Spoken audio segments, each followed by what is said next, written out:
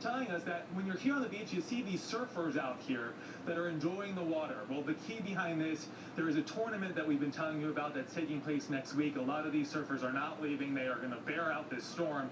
And in fact, they are taking advantage of the storm in that water surfing. They are allowed to, we are told, surf.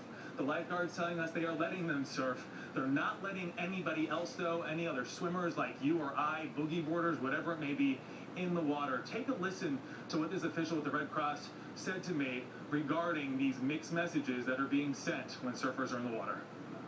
Personally, I'm very upset to see all these people in the water. They think it's easy out there.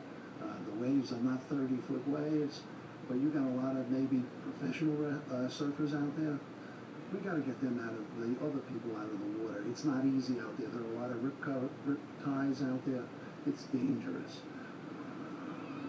And we can tell you lifeguards right now saying, fortunately, they have not had to make any rescues. We did speak with surfers, though, seasoned surfers that say when they tried to go in this water, they couldn't bear it, so they had to leave. And of course, on Virginia Beach, we're hearing about a surfer that did end up dying. Now, that man with the American Red Cross is saying if you're in one of these low-lying areas, get out at least until this storm comes and then goes. I've spoken with other people here that say they don't have the money to do that. Instead, they say they're trying to bunker down. They're trying to tape up their windows. We've been told by emergency management officials that doing that is not nearly enough to withhold the storm and the wind that could break those windows.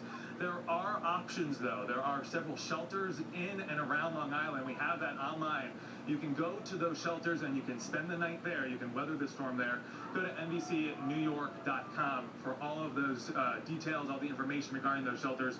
One more note that we want to point out. We've been here all morning looking at some of the high-rise condos that are here. There are balconies on these condos. You may have a balcony on your condo. Even if you're not in one of these areas that's being evacuated, the message is still the same. Remove all those patio furniture, things that you may have there. Remove the grills, anything. A bicycle we've seen. Bring those indoors because the winds, the rain could throw those things right out onto the street, could throw things into your window. It's a safety hazard all around. So the message here today, leave if you can. Ideally, leave. If you don't have a place to go, go to a shelter. Regardless, it's all about safety. You don't want to be sorry later. Back to you. All right, Jonathan, thank you very much. Good message there. And Governor Cuomo also urging New Yorkers now in evacuation areas to get out and get out now. Well, the governor made those remarks outside Albany this morning while greeting National Guard members being deployed to Long Island to help with Hurricane Irene. Let's